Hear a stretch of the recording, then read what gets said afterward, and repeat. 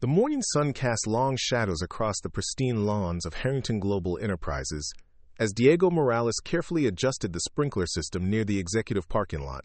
His weathered hands, stained with soil and calloused from years of manual labor, worked methodically despite the early hour. At 52, Diego had maintained these grounds for nearly a decade, invisible to the executives who parked their luxury vehicles mere feet from where he knelt among the flower beds. Before we jump back in, tell us where you're tuning in from, and if this story touches you, make sure you're subscribed, because tomorrow, I've saved something extra special for you. The glass towers of Harrington Global stretched 30 stories into the Seattle skyline, a monument to corporate success that housed one of the Pacific Northwest's most influential real estate development firms.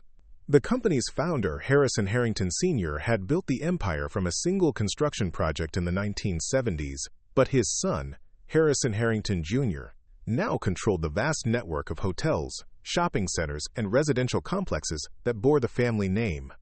Diego straightened up as he heard the familiar roar of an Italian engine.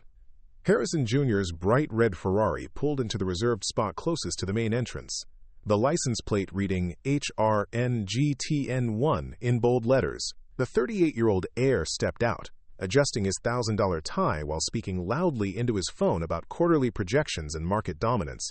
His tailored suit probably cost more than Diego earned in 3 months, a fact that wasn't lost on the groundskeeper, who had overheard enough conversations to understand the vast gulf between their worlds. "Miguel, or whatever your name is," Harrison called out dismissively, snapping his fingers in Diego's direction.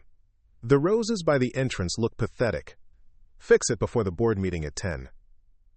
Diego nodded quietly, accustomed to the mispronunciation of his name despite their numerous interactions over the years.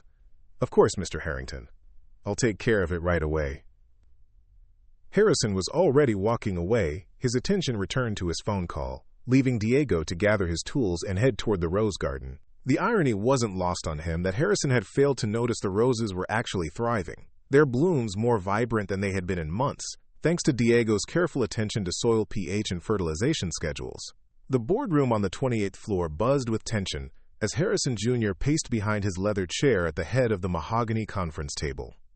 The morning light filtered through floor-to-ceiling windows, illuminating the worried faces of his senior executives as they reviewed the documents scattered across the polished surface. The Meridian Plaza project, their most ambitious development to date, hung in the balance as they prepared for the arrival of their international partners. "Where the hell is Yamamoto?" Harrison demanded, checking his Patek Philippe watch for the 3rd time in 5 minutes. "The Japanese delegation was supposed to be here 20 minutes ago." Sarah Chen, the company's chief legal counsel, looked up from her laptop screen. "Their flight was delayed due to weather in Tokyo. They should be here within the hour, but Harrison, we have a bigger problem." Harrison stopped pacing, his jaw tightening. "What kind of problem?" "The contract amendments they sent yesterday," Sarah continued, her voice carrying a note of concern that made the other executives shift uncomfortably in their seats. "They're all in Japanese, and our usual translator is out sick. The modifications look extensive, but without understanding exactly what they're proposing, we can't advise you on whether to proceed." Marcus Webb, the company's chief financial officer, leaned forward. "The project timeline is already tight. If we delay this signing ceremony, we could lose the entire deal. The Japanese are known for their punctuality and adherence to schedules. Any postponement might be seen as unprofessional." Harrison slammed his palm against the table, causing several coffee cups to rattle against their saucers. "Unacceptable. This is a $200 million project. I'm not letting some translation hiccup destroy months of negotiations." "We could try one of the online translation services," suggested Jennifer Walsh, the marketing director, though her tone suggested she recognized the inadequacy of the solution even as she proposed it. "Absolutely not," Sarah interjected firmly. "Legal documents require precise translation. Any misinterpretation could expose us to massive liability. The technical terms alone would be butchered by automated systems." Harrison began pacing again, his expensive shoes clicking against the marble floor with increasing agitation. The Meridian Plaza project represented the crown jewel of his leadership tenure at Harrington Global. The massive mixed-use development would span 40 acres in downtown Seattle, featuring luxury condominiums, high-end retail spaces, and a 5-star hotel. Success would cement his reputation as a visionary leader who had surpassed even his father's achievements. Failure would mark him as the heir who squandered the family empire. "What about the university?" offered Thomas Rodriguez, the head of project development. "The University of Washington has an excellent linguistics department. They might have someone available on short notice." Sarah was already shaking her head before Thomas finished speaking. "I called them first thing this morning. Their Japanese language professors are all committed to classes or research projects. The earliest anyone could help us would be Thursday, and by then the Yamamoto group will have moved on to other opportunities." The room fell silent, except for the sound of Harrison's continued pacing and the distant hum of traffic 28 floors below. Each executive understood the gravity of the situation. The Yamamoto group, led by the formidable Kenji Yamamoto, was one of Japan's most successful development firms. Their partnership would not only provide the necessary capital for the Meridian Plaza project, but also open doors to lucrative opportunities throughout the Pacific Rim. Losing this deal would be more than a financial setback. It would damage Harrington Global's reputation in international markets. "There has to be someone," Harrison muttered, running his hands through his perfectly styled hair. "This is Seattle, for God's sake. We're not in some backwater town. There have to be Japanese speakers somewhere in this city." Jennifer pulled out her smartphone and began scrolling through local business listings. "I could call some of the Japanese restaurants downtown. Maybe one of the owners or chefs could help, though I doubt they'd be familiar with legal terminology." "That's beneath us," Harrison snapped. "I'm not having some sushi chef translate a $250 million contract." The Yamamoto group would laugh us out of the building. Sarah continued typing on her laptop, her fingers flying across the keyboard as she searched through professional translation services, university directories, and business contacts. "Wait," she said suddenly, looking up with a glimmer of hope. "What about the Japanese Cultural Center? They might have volunteers or staff members who could assist with translation services." Marcus was already reaching for his phone. "I'll call them right now." As Marcus dialed the number, Harrison stopped pacing and stood with his arms crossed, watching his CFO with the intensity of a man whose entire future hung on the outcome of a single phone conversation. The other executives remained silent, understanding that any interruption could disrupt their potential salvation. "Hello, this is Marcus Webb from Harrington Global Enterprises," Marcus began, his voice carrying the desperate professionalism of a man trying to solve an impossible problem. "We have an urgent need for Japanese translation services for a business contract. Is there anyone available who might be able to assist us this morning?" The room held its collective breath as Marcus listened to the response, his expression growing increasingly disappointed. "I see. No, I understand. Thank you for your time." Harrison's face reddened as Marcus ended the call. "Well?" "They don't provide commercial translation services," Marcus reported grimly. "They recommended we contact a professional translation agency, but those typically require several days advance notice for complex documents." The weight of impending failure settled over the conference room like a suffocating blanket. Harrison's dream project, the legacy that would define his leadership, was slipping away because of something as mundane as a language barrier. The irony would have been amusing if the stakes weren't so catastrophically high. "This is insane," Harrison exploded, his composure finally cracking completely. "We're one of the most successful development firms on the West Coast, and we're going to lose the biggest deal in company history because we can't find someone to read Japanese?" Down on the ground level, Diego was carefully pruning the ornamental shrubs near the building's main entrance when he noticed the unusual activity in the parking lot. 3 black Lincoln Town cars had arrived, their occupants remaining inside as if waiting for instructions. Through the lobby's glass doors, he could see unfamiliar faces in expensive suits speaking animatedly with the building's security staff. The Japanese delegation had finally arrived. Diego recognized the cultural significance of their formal attire and respectful bearing from his time studying international business practices during his evening classes at Seattle Community College.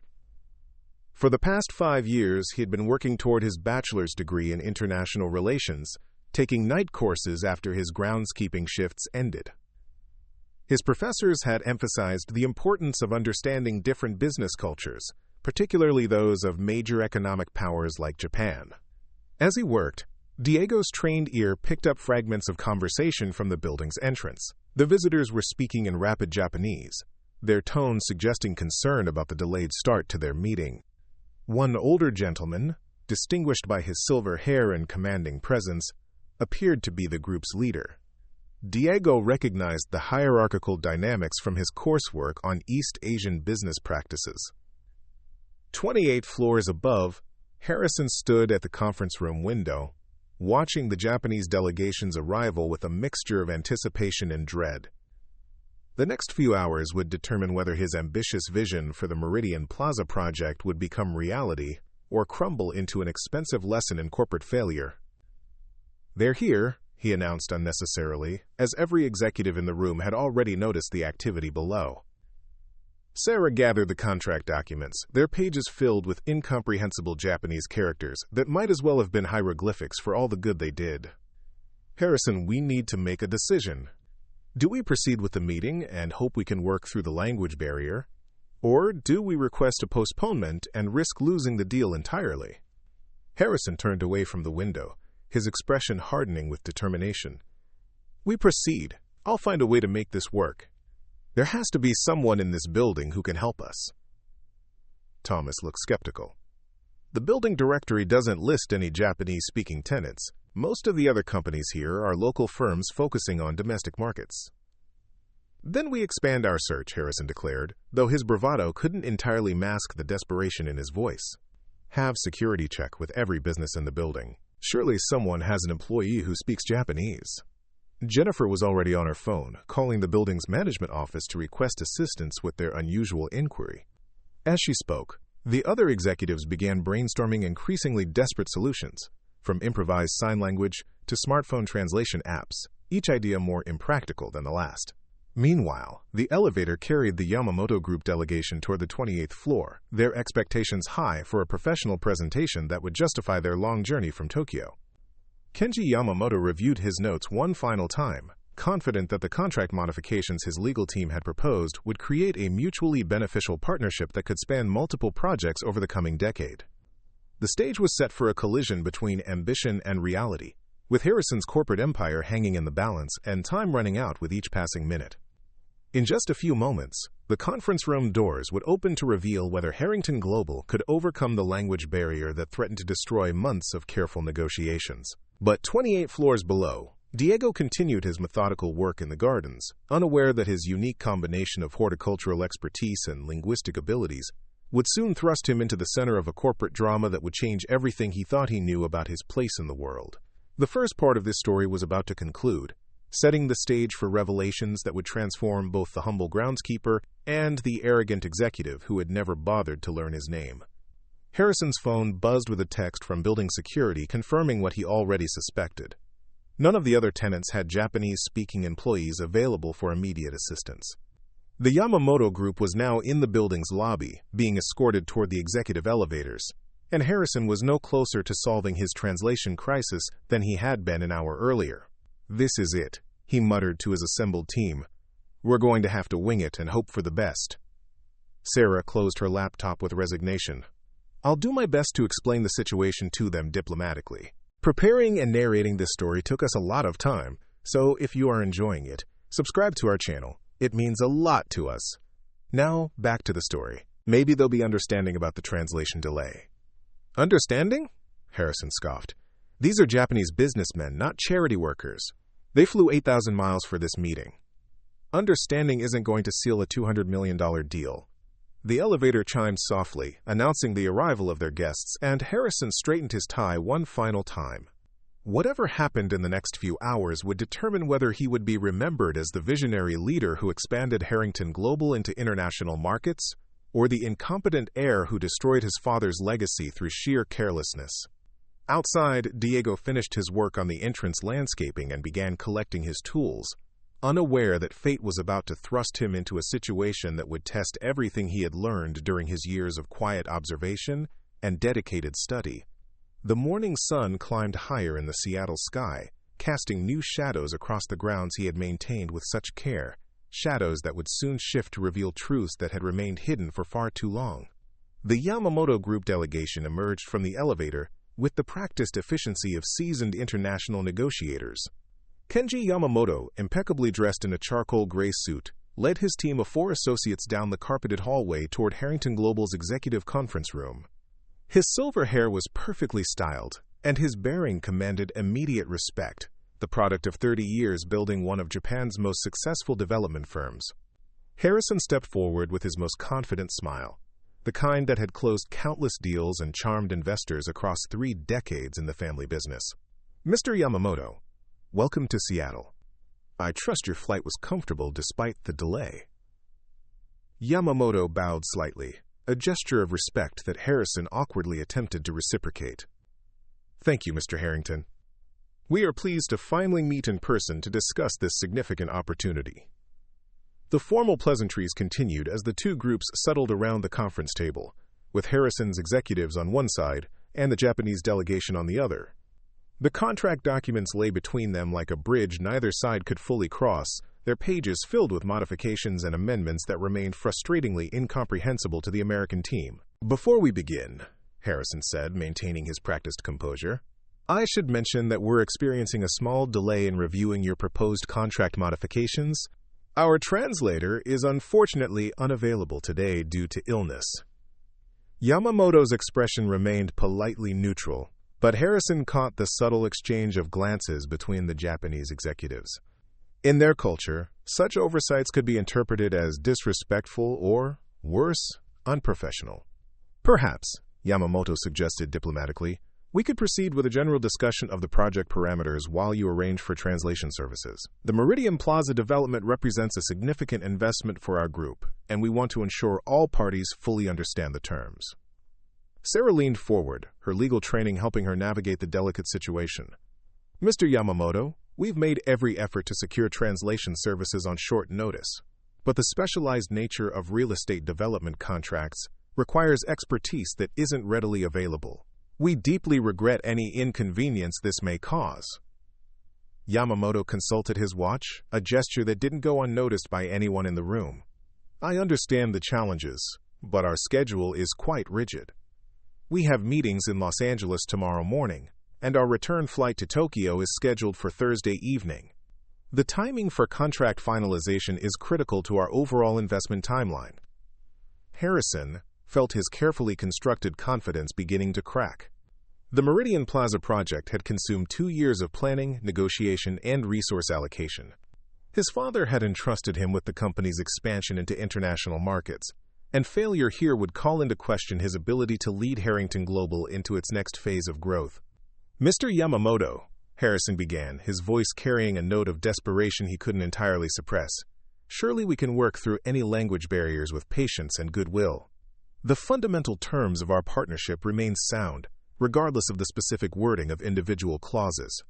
One of Yamamoto's associates, a younger man with wire-rimmed glasses, whispered something in rapid Japanese to his leader. Yamamoto nodded thoughtfully before responding to Harrison's plea. "Mr. Harrington, with respect, real estate development involves precise legal language that cannot be approximated or interpreted casually.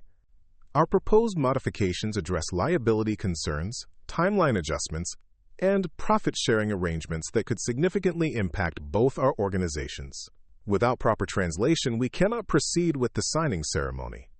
The room fell silent except for the ticking of an antique clock on the credenza behind Harrison's chair. Each second that passed brought them closer to the collapse of the deal that was supposed to define Harrison's legacy. His executives avoided eye contact, understanding that their leader was facing a crisis that threatened everything he had worked to achieve. Thomas Rodriguez cleared his throat nervously. "Perhaps we could arrange a conference call with a professional translation service. Many firms offer remote interpretation for urgent business needs." Yamamoto's assistant consulted his smartphone before shaking his head. "The time difference with professional services in Japan makes immediate consultation difficult. Additionally, legal document translation requires written accuracy that verbal interpretation cannot provide." Harrison stood abruptly, his chair rolling backward with enough force to strike the window behind him. "This is ridiculous. We're in the middle of one of America's most international cities. There has to be someone within 50 miles who can translate a damn contract." The profanity hung in the air like a toxic cloud, violating the formal atmosphere that international business relationships required. Yamamoto's expression remained diplomatically neutral, but Harrison recognized the subtle stiffening of posture that indicated his outburst had damaged their already fragile negotiations. "Mr. Harrington," Yamamoto said quietly, Perhaps we should reschedule this meeting for a time when proper translation services can be arranged. Our investment group has other opportunities that may prove more manageable in their execution. The word manageable struck Harrison like a physical blow. In the polite language of international business, Yamamoto was essentially calling Harrington Global incompetent, unable to handle the basic requirements of professional negotiations. The insult was delivered with such diplomatic courtesy that Harrison couldn't even object without appearing petulant. Sarah attempted damage control. Mr. Yamamoto, please don't interpret our translation challenge as indicative of our company's capabilities. Harrington Global has successfully completed projects worth over $3 billion across the Pacific Northwest. This is simply an unfortunate logistical oversight. Logistics, Yamamoto replied gently, are fundamental to successful international partnerships. Attention to detail in preliminary matters often reflects the care that will be taken with more significant concerns. Harrison sank back into his chair, recognizing that his dream project was slipping away despite months of careful cultivation. The Yamamoto Group had traveled 8,000 miles to finalize a partnership that promised mutual prosperity, only to discover that their potential American partners couldn't handle the basic requirement of understanding the documents they were supposed to sign. Down in the lobby, building security was conducting their final sweep for Japanese-speaking employees among the various businesses housed in the Harrington Global Tower. The results were predictably disappointing. A few individuals with elementary conversational ability, but no one with the specialized vocabulary required for complex legal documents. The security guard's radio crackled with an update from his supervisor. "Any luck finding translation help?" "Negative," came the response. "We've checked every floor. Nobody has the expertise they need upstairs." The exchange was overheard by Diego, who was passing through the lobby on his way to the maintenance storage area in the building's basement. He paused, his years of studying international business practices making him acutely aware of the cultural implications of translation difficulties in Japanese business relationships. His evening coursework had included extensive study of East Asian business protocols, including the critical importance of precise communication in contract negotiations. Diego understood that the Yamamoto Group's frustration wasn't merely about language barriers. It was about respect, professionalism, and the careful attention to detail that Japanese business culture demanded. In his international relations classes, professors had emphasized that successful cross-cultural partnerships required more than just financial terms. They demanded mutual understanding and cultural sensitivity. As Diego descended the stairs to the basement storage area, he mulled over the fragments of conversation he had overheard. His evening classes had covered numerous case studies of international business deals that had failed due to cultural misunderstandings or communication breakdowns. The irony wasn't lost on him that Harrington Global, with all its resources and expertise, was facing the same challenges that his professors had used as examples of corporate short-sightedness. Back on the 28th floor, Harrison made one final attempt to salvage the situation. "Mr. Yamamoto, I understand your concerns about proper translation, but surely your team could explain the modifications in English. We could work through the contract section by section, ensuring mutual understanding before proceeding." Yamamoto exchanged another series of rapid comments with his associates before responding. "Mr. Harrington, legal precision requires written accuracy. Verbal explanations, however well-intentioned, cannot substitute for proper document translation. Our legal department specifically requires certified translations for all international contracts." Jennifer Walsh, desperate to contribute something useful, pulled out her smartphone. "What if we used multiple translation apps simultaneously and compared the results? It might give us a general understanding of the modifications." The suggestion was met with polite silence from the Japanese delegation, a diplomatic response that was somehow more crushing than outright rejection would have been. Everyone in the room understood that automated translation tools were woefully inadequate for the complex legal language contained in international real estate development contracts. Harrison felt the weight of failure settling over him like a lead blanket. The Meridian Plaza project represented 2 years of his life, countless hours of planning and negotiation, and the opportunity to prove himself worthy of his father's legacy. Now it was all crumbling because of something as simple as finding someone who could read Japanese legal documents. How long would it take to arrange proper translation services? Harrison asked, though he already suspected the answer would be unacceptable. Sarah consulted her laptop. "The earliest I could secure a certified translation would be next Monday, assuming we could find a firm willing to prioritize our request. More realistically, We're looking at a week to 10 days for documents of this complexity. Yamamoto shook his head regretfully. I'm afraid that timeline doesn't align with our investment schedule. The Yamamoto Group has committed resources to multiple projects across several time zones. Delays in one negotiation affect our entire portfolio of opportunities. The unspoken message was clear. Harrington Global had one chance to prove their professionalism and competence, and they were failing spectacularly.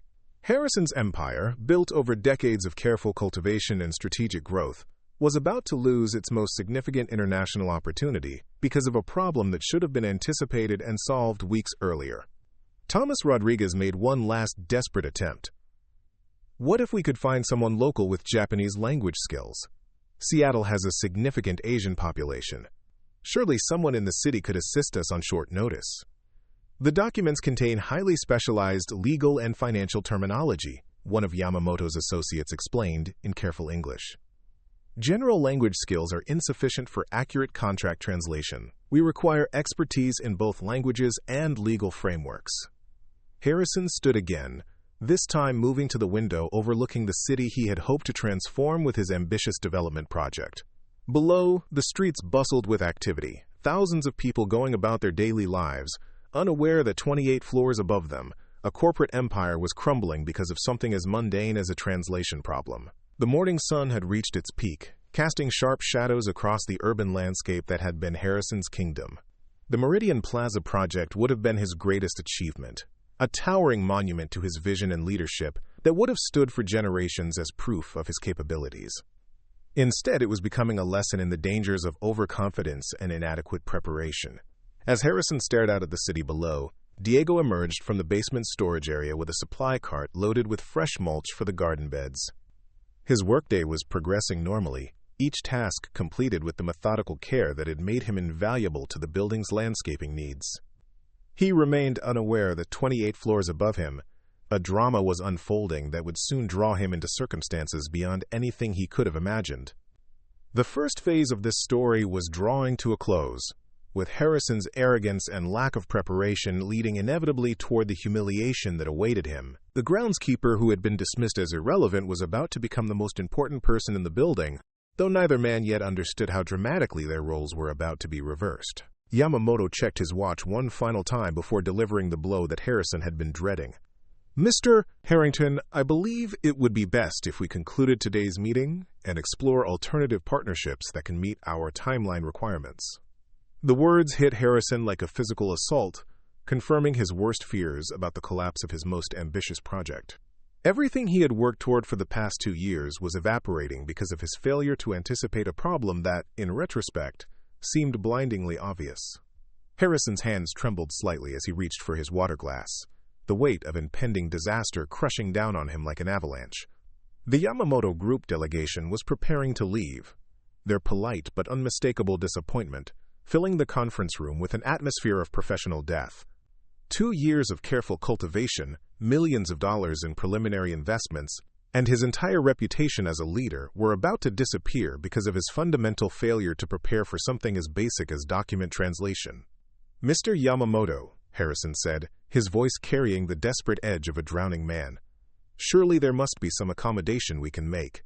The Meridian Plaza project represents a perfect synergy between our organizations. We can't let a temporary translation issue destroy such a promising partnership. Kenji Yamamoto stood slowly, his movements carrying the dignity of a man who had built his empire through careful attention to detail and unwavering professional standards. Mr. Harrington, in our business culture, attention to small details reflects one's approach to larger responsibilities. If you cannot manage the basic requirements of international negotiation, how can we trust you with a $250 million development project? The words struck Harrison like physical blows, each syllable confirming what he had been desperately trying to avoid acknowledging. His father had built Harrington Global through meticulous planning and respect for business protocols. Harrison Jr. was about to lose the company's most significant opportunity through sheer arrogance and inadequate preparation. Sarah Chen gathered her legal documents with the mechanical movements of someone processing defeat. Mr. Yamamoto, I understand your position completely. Perhaps when we can arrange proper translation services, we could reconnect to explore future opportunities. "Perhaps," Yamamoto replied diplomatically, though his tone suggested that Harrington Global had permanently damaged their reputation in his eyes. The development market offers many opportunities for those who approach partnerships with appropriate preparation. As the Japanese delegation began filing toward the conference room door, Harrison felt his carefully constructed world collapsing around him. The Meridian Plaza project had been his chance to prove himself worthy of his father's legacy, to demonstrate that the third generation of Harringtons could expand the family empire into international markets. Instead, he was about to become a cautionary tale about the dangers of inherited privilege and inadequate leadership. 28 floors below, Diego was completing his morning rounds when he noticed unusual activity near the building's main entrance. The 3 black Lincoln Town cars that had arrived earlier were now idling in the executive parking area, their drivers standing ready to transport disappointed passengers back to the airport. Something about the scene troubled him, though he couldn't quite identify what was bothering him about the situation. His years of studying international business practices had made him sensitive to the subtle signs of failed negotiations. The body language of the security guards, the hurried movements of building staff, and the general atmosphere of corporate crisis all pointed toward a significant problem somewhere in the tower above him. Diego's evening coursework had included numerous case studies of international business failures, and he recognized the hallmarks of a deal gone wrong. As he worked near the building entrance, Diego overheard fragments of conversation from the security desk. Words like translation, Japanese delegation, and emergency filtered through the lobby's ambient noise, painting a picture of crisis that resonated with his academic understanding of cross-cultural business challenges.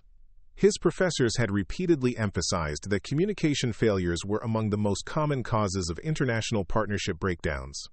The elevator chimed softly as the Yamamoto group delegation descended from their failed meeting, their professional composure intact despite the obvious disappointment radiating from their formal bearing. Diego watched them exit the building with the measured pace of people who had traveled great distances only to encounter fundamental incompetence. Their driver opened the rear doors of the lead vehicle with the practiced efficiency of someone accustomed to hurried departures from unsuccessful meetings. Kenji Yamamoto paused near the building entrance, speaking quietly with one of his associates in rapid Japanese. Diego's years of language study allowed him to catch fragments of their conversation, enough to understand that they were discussing the fundamental unprofessionalism they had encountered upstairs. The words preparation, respect, and disappointed featured prominently in their exchange, painting a clear picture of Harrison's spectacular failure. As the delegation prepared to enter their vehicles, Diego found himself at a crossroads that would define the rest of his life. His evening classes had taught him that successful international business required cultural sensitivity, careful preparation, and respect for different communication styles. Everything he had observed suggested that Harrington Jr. had failed on all 3 counts, destroying what should have been a mutually beneficial partnership through sheer arrogance and inadequate planning. The groundskeeper, who had been dismissed as irrelevant, possessed exactly the expertise that could have saved the deal, if only someone had bothered to discover his qualifications. Diego's 5 years of evening classes, his fluency in Japanese developed through dedicated study, and his understanding of international business protocols made him uniquely qualified to bridge the communication gap that had destroyed Harrison's ambitions. But revealing his capabilities would mean stepping out of the invisibility that had protected him for nearly a decade, risking the comfortable anonymity that allowed him to observe the corporate world without being entangled in its politics. Diego understood that once he demonstrated his true qualifications, everything would change, for better or worse. The lead vehicle's engine started with a quiet purr, the sound of opportunity departing, along with the disappointed Japanese executives. In seconds, they would be gone forever, taking with them Harrison's dreams of international expansion and leaving behind only the wreckage of a catastrophically mismanaged negotiation. Diego stepped forward, his decision crystallizing with the clarity that comes from years of preparation meeting a moment of destiny. "Excuse me, Yamamoto-san," he said in fluent Japanese, his pronunciation precise and respectful. "I couldn't help but overhear that you've encountered translation difficulties with your business meeting." The delegation stopped abruptly, their surprise evident as they turned toward the groundskeeper who had just addressed them in their native language with perfect grammar and appropriate honorifics. Yamamoto's eyes widened slightly, the first crack in his professional composure since arriving at the building hours earlier. "You speak Japanese," Yamamoto replied, also in Japanese, his tone carrying a mixture of surprise and cautious interest. I do, Diego confirmed, bowing slightly in the traditional greeting he had practiced countless times in his language classes. I've been studying your language and business culture for several years as part of my international relations coursework. I understand there were contract documents that required translation for your meeting with Mr. Harrington. Yamamoto studied Diego carefully, taking in his work clothes and gardening tools while processing the incongruity of encountering fluent Japanese from someone who appeared to be a maintenance worker. Are you employed by Harrington Global? I maintain the grounds for this building, Diego explained. But I'm also completing my bachelor's degree in international relations with a focus on East Asian business practices. If you're willing to wait a few minutes, I might be able to assist with your translation needs. The Japanese executives exchanged glances, their years of business experience making them naturally cautious about unexpected offers of assistance. However, their cultural respect for education and self-improvement created an opening for consideration that Diego's obvious dedication to learning had earned. What is your background in legal and financial terminology? Asked one of Yamamoto's associates, testing Diego's qualifications with the thoroughness that characterized their approach to business decisions. My coursework has included extensive study of international contract law, real estate development financing, and cross-cultural business negotiations, Diego replied, maintaining the formal tone that Japanese business culture required. I've translated numerous practice documents as part of my academic requirements, including real estate development agreements similar to what you've been discussing with Mr. Harrington. Yamamoto considered this unexpected development with the careful deliberation that had made him one of Japan's most successful developers. The morning's meeting had been a disaster, confirming his suspicions that Harrison Harrington Jr. lacked the professionalism and attention to detail that international partnerships required. However, this groundskeeper displayed more cultural awareness and linguistic competence than the entire Harrington Global executive team had managed to produce. Your Japanese is quite good, Yamamoto observed, using a more casual form of address that indicated growing respect for Diego's abilities. Where did you study? Seattle Community College Evening Program, supplemented by independent study and conversation practice with Japanese exchange students at the University of Washington, Diego explained. I've been working toward my degree for 5 years while maintaining my employment here. The dedication implied by 5 years of evening study while working full-time clearly impressed the Japanese delegation, whose culture valued persistence and long-term commitment to self-improvement. Yamamoto made a decision that would change multiple lives in ways no one could have anticipated. Would you be willing to examine our contract documents and provide your assessment of the proposed modifications? Yamamoto asked. We would, of course, compensate you for your time and expertise. Diego nodded respectfully. I would be honored to assist you, Yamamoto-san. However, I should mention that I would need to be completely transparent with Mr. Harrington about my involvement, as I am employed by his company. This ethical consideration further impressed the Japanese executives, who had spent the morning dealing with Harrison's desperate attempts to conceal his inadequate preparation. Diego's commitment to honesty and professional integrity stood in stark contrast to the corporate culture they had encountered upstairs. Of course, Yamamoto agreed. Professional transparency is essential for successful partnerships. Perhaps you could call Mr. Harrington and explain that qualified translation assistance has become available. Diego pulled out his work phone, a basic device provided by the building management company, and dialed the executive offices. The irony of the situation wasn't lost on him as he prepared to offer salvation to the man who had dismissed him as Miguel just hours earlier. Harrington Global, Sarah Chen speaking, came the voice of the company's legal counsel, who was apparently handling calls while Harrison dealt with the catastrophic aftermath of his failed meeting. Ms. Chen, this is Diego Morales from Building Maintenance. I understand there may be a need for Japanese translation services for Mr. Harrington's meeting with the Yamamoto Group. Sarah's voice carried the weary tone of someone who had spent hours exploring every possible solution to an impossible problem. I'm sorry, Diego, but we need professional-level translation for complex legal documents. It's not something that can be handled by casual language skills. I understand the requirements, Diego replied calmly. I'm currently speaking with Mr. Yamamoto and his delegation in the parking lot. They've indicated willingness to continue their meeting if proper translation can be provided. I have a bachelor's degree in international relations with specialized coursework in contract translation and East Asian business practices. The silence on the other end of the line stretched for nearly 10 seconds as Sarah processed what she had just heard. The building's groundskeeper, whom she had passed hundreds of times without a second thought, was claiming to possess exactly the expertise they desperately needed. "Diego?" Sarah said slowly. "Did you just say you're speaking with the Japanese delegation in Japanese?" "Yes, ma'am. Mr. Yamamoto has asked me to review their contract modifications and provide translation services for the continuation of your meeting. They're willing to return to the conference room if Mr. Harrington agrees to proceed with my assistance." Sarah's legal training kicked in, recognizing that this unexpected development could represent either salvation or another layer of complication to an already disastrous situation. "Please hold on while I speak with Mr. Harrington." Through his phone, Diego could hear muffled voices as Sarah explained the situation to Harrison and the remaining executives. The conversation was brief but intense, with Harrison's voice rising to near-shouting levels as he processed the information that his groundskeeper might possess the skills to save his failing deal. "Diego," Sarah returned to the phone. "Mr. Harrington would like to speak with you immediately. Can you and the Japanese delegation return to the conference room?" "Of course," Diego replied.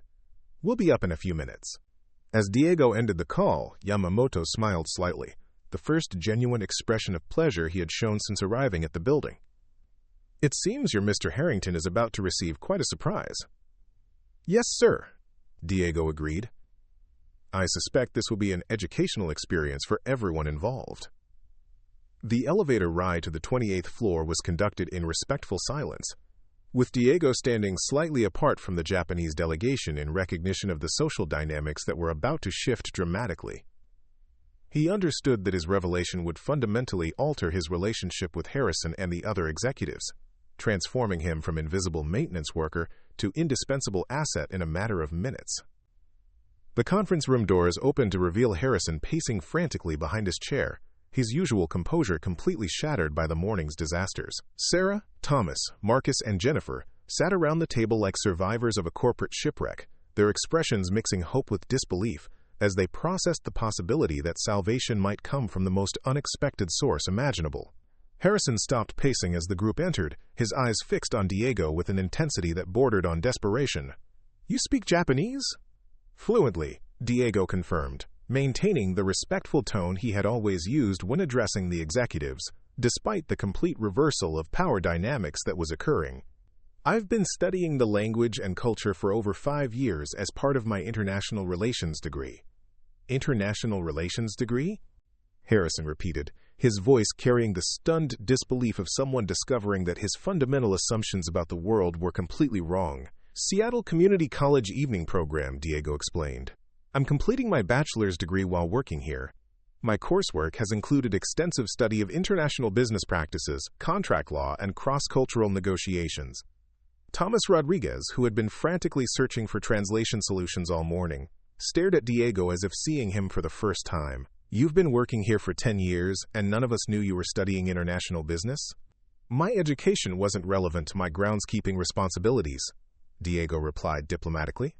"I've always completed my academic work during evening hours so it wouldn't interfere with my duties here." The room fell silent as the full implications of the situation settled over everyone present. Harrison, who had dismissed Diego as irrelevant just hours earlier, was now dependent on the groundskeeper's expertise to save the most important deal of his career. The man he had called Miguel possessed exactly the skills that Harrison's expensive executive team had failed to provide. Yamamoto cleared his throat gently. "Perhaps we could proceed with reviewing the contract modifications. Mr. Morales has indicated willingness to provide translation services, and our schedule remains quite limited." Harrison nodded quickly, desperate to salvage something from the wreckage of his morning. Of course. Diego, please, have a seat at the table." For the first time in his decade of employment at Harrington Global, Diego sat at the executive conference table as a participant rather than someone cleaning up after the important people had left.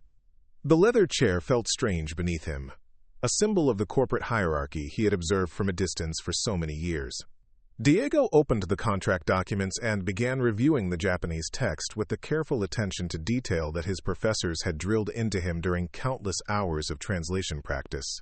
The modifications were indeed complex, involving liability arrangements, timeline adjustments, and profit-sharing formulas that required precise understanding of both legal and financial terminology. The first modification, Diego began, translating directly from the Japanese text, concerns the allocation of environmental liability during the construction phase. The Yamamoto Group is proposing that Harrington Global assume primary responsibility for any environmental compliance issues that arise from existing site conditions, while the Japanese partners would handle any environmental concerns related to their construction methodologies.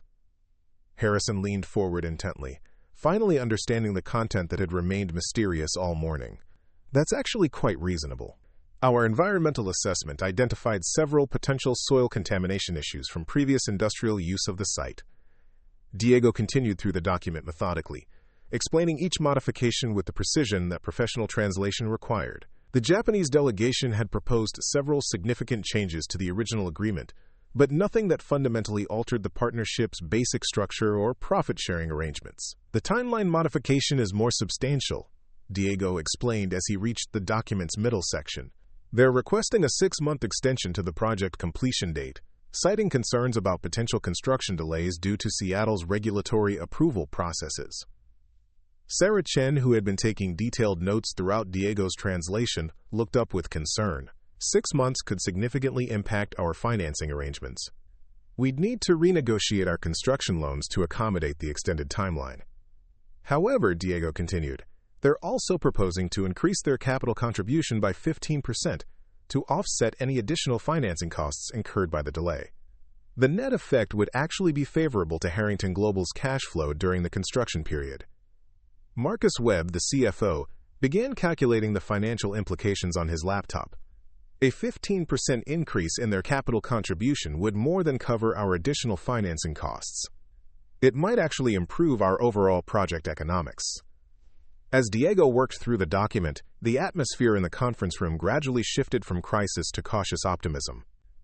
The contract modifications that had seemed insurmountable when written in incomprehensible Japanese characters were revealed to be reasonable business proposals that could benefit both parties if properly negotiated. The final major modification concerns the management structure for the completed development, Diego explained, reaching the document's conclusion. The Yamamoto Group is proposing a joint management company with rotating leadership responsibilities, rather than the single management entity originally envisioned. Thomas Rodriguez looked concerned. That could complicate decision-making processes significantly. Joint management structures can become unwieldy when partners disagree about operational strategies. Yamamoto spoke up for the first time since Diego had begun his translation work. Perhaps Mr. Morales could explain our reasoning for this modification, as his understanding of both business cultures might provide helpful context. Diego nodded respectfully. In Japanese business culture, shared management responsibility demonstrates mutual respect and long-term commitment to partnership success. The Yamamoto Group likely views this structure as evidence that Harrington Global considers them equal partners, rather than merely financial contributors to an American project. Harrison processed this cultural insight, recognizing that his initial resistance to shared management might have inadvertently signaled disrespect for his Japanese partners. From that perspective, the modification makes perfect sense. We want the Yamamoto Group to view this as a true partnership, not just a capital investment opportunity. Diego had successfully translated not just the language of the contract modifications, but also the cultural context that made them meaningful to both parties. His years of studying East Asian business practices had given him insights that none of the executives possessed, despite their advanced degrees and decades of business experience. Are there any other concerns or questions about the proposed modifications?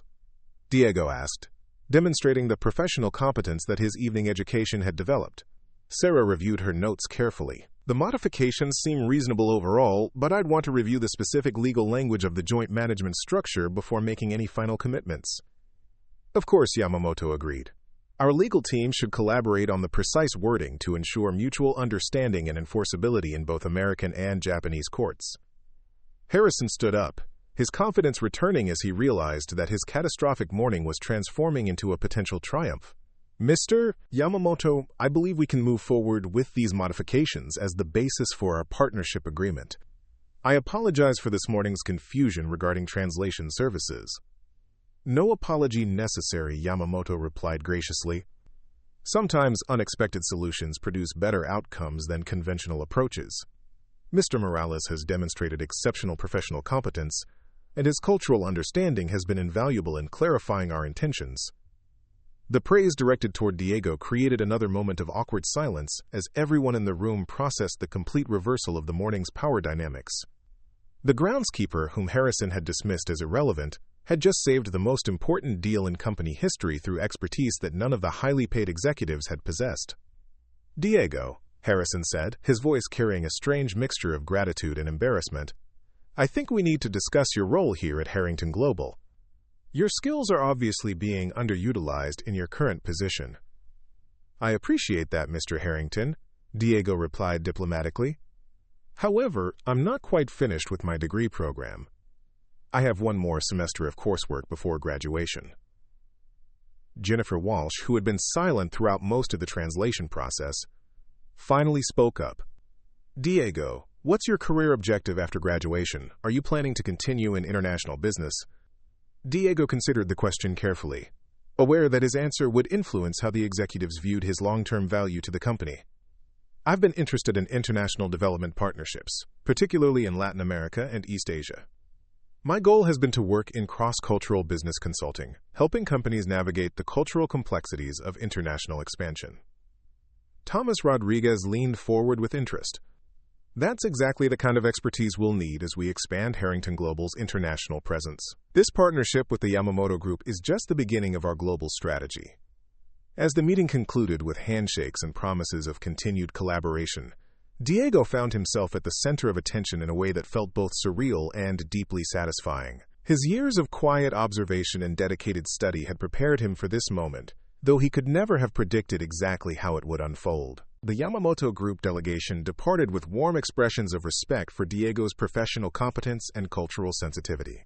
Their morning of frustration had been transformed into a successful negotiation, largely because someone had finally demonstrated the cultural awareness and communication skills that international partnerships required.